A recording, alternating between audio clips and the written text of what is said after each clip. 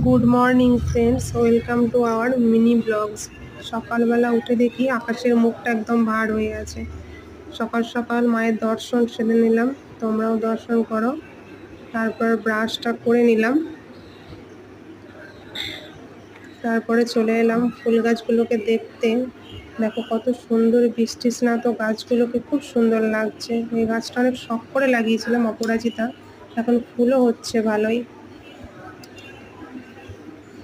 তারপরের পাশে একটা ছোট নয়নতারা গাছও আছে, ওটাতেও মোটামুটি বেশ কয়েকটা ফুল ধরেছে।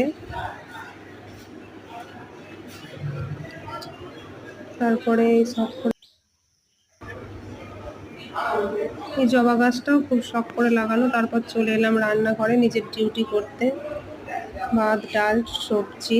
প্রথমে চামড়িটা খেয়ে নিলাম, তারপরে এখন উচ্ছে দিয়ে আলু দিয়ে একটা সবজি বানালাম, আর ডাল আগেই বানিয়ে রেখেছি।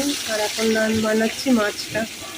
একটু বেরোনোরও তাড়া আছে, বাচ্চাদের স্কুল আছে। এই মাছটা বানিয়ে নিয়ে আজকের মতো রান্নাটা এখানেই শেষ করে দেবো। আবার তোমাদের সঙ্গে দেখা হবে অন্য কোনো ব্লগে। ততক্ষণ ভালো থেকো, সুস্থ থেকো, আবার দেখা হবে। Bye bye.